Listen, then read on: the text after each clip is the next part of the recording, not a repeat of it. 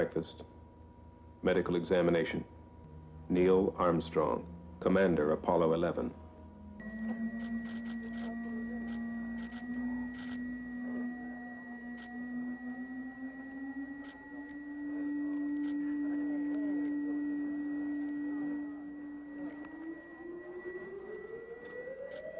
With Earth. Houston, Apollo 11, star 40 has just disappeared now in the sextant. Could the trunnion angle 47 something be a little high? Stand by. Hello, Apollo 11, Houston, we'd like you to press on to star.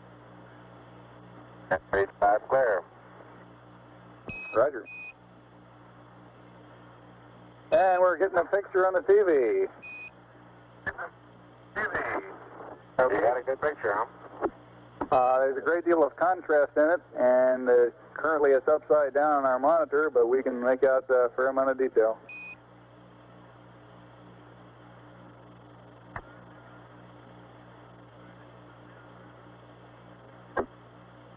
Okay, we can verify the position the opening I ought to have on the camera. Stand by.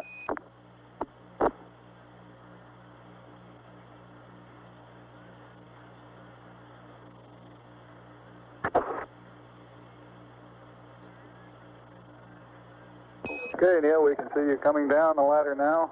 Neil, we can see you coming.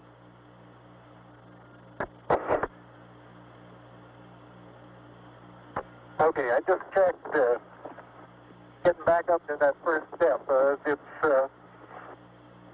isn't collapsed too far, but it's adequate to get back up. Roger, we copy. It's a pretty good little jump.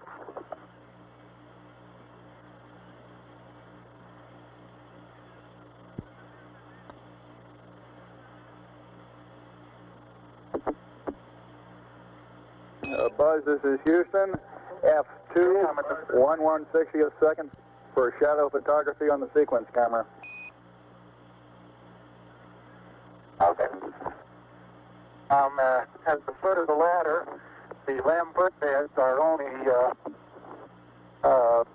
depressed in the surface about 1 or 2 inches, although the surface appears to be very, very fine-grained as you get close to it. It's almost like a powder. Ground mass is very fine.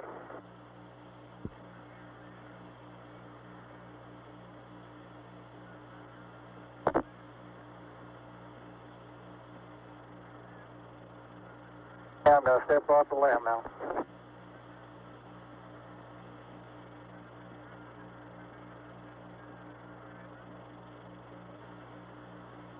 That's one small step for man, one giant leap for mankind.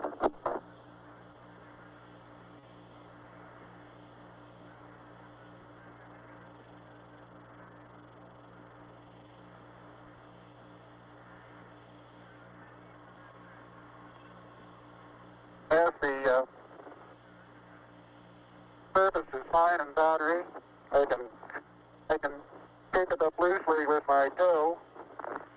It does adhere in fine layers, like powdered charcoal, to the sole and sides of my boot.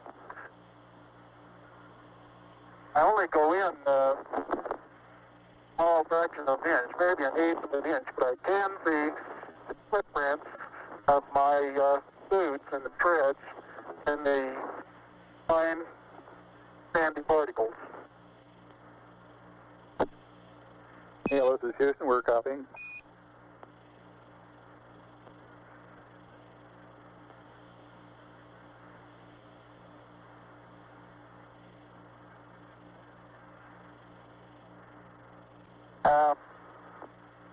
There seems to be no difficulty in moving around as we suspected. It's even perhaps easier than the simulations of 16G that we performed in various simulations on the ground. Absolutely no trouble to walk around.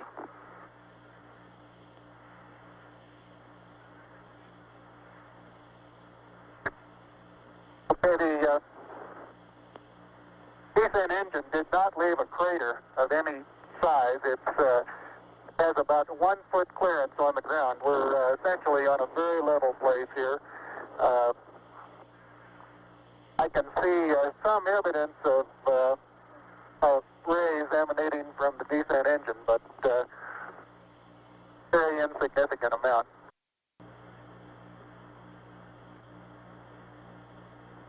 For those who haven't read the plaque, we'll read the plaque that's on the front landing gear of this LEM. There's 2 hemispheres, one showing each of the 2 hemispheres of Earth. Underneath it says, "Dear men from the planet Earth, first set foot upon the moon, July 1969 AD. We came in peace for all mankind." It has the crew members' signatures and the signature of the President of the United States.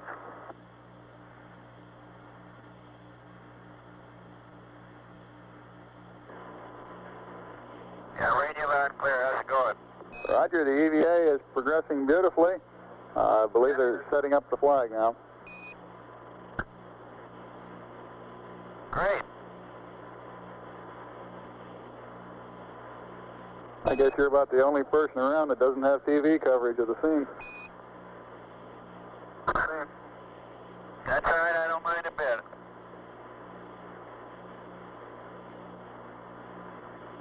How is the quality of the TV? Oh, it's beautiful, Mike. It really is. Oh, geez, that's great. Is the lighting halfway decent?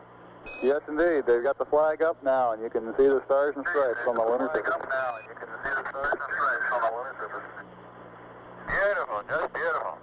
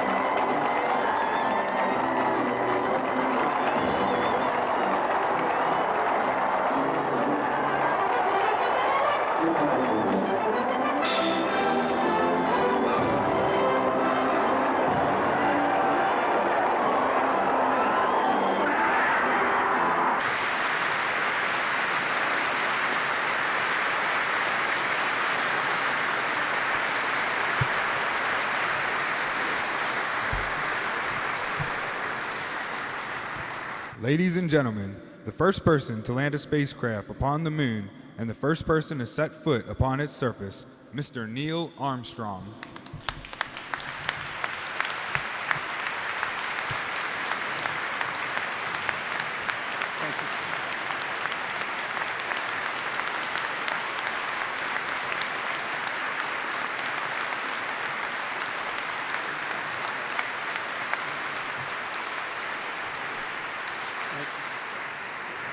Thank you so much.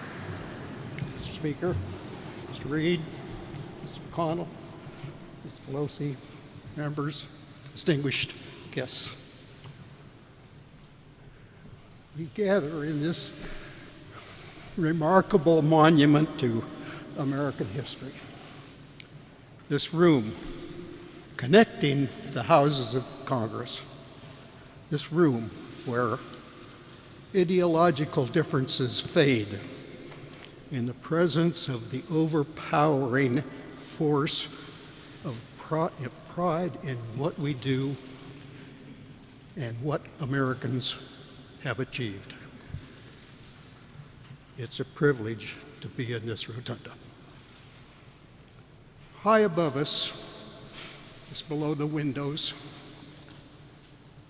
stretches a frieze with 19 panels depicting important events in American history. The most recent of them, number 19, just above me here, depicts the first successful flight of a man in a powered aircraft by the brothers Wright 108 years ago. The depiction, in addition to the craft and the responsible individuals, includes an American bald eagle carrying an olive branch. Wilbur and Orville Wright were the 45th recipients of the Congressional Gold Medal and the first for achievements in the world of flight.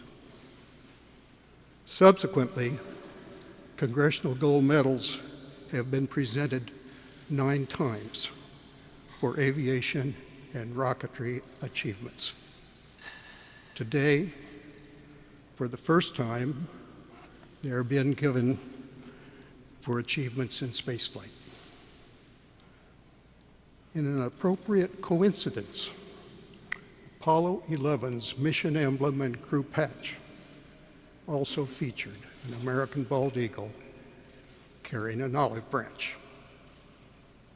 The Apollo 11 crew is honored to receive the Congressional Gold Medal and accept, on behalf of our fellow Apollo teammates, all those who played a role in expanding the human presence outward from Earth, and all those who played a role in expanding human knowledge of the solar system and beyond. We thank the Congress very much.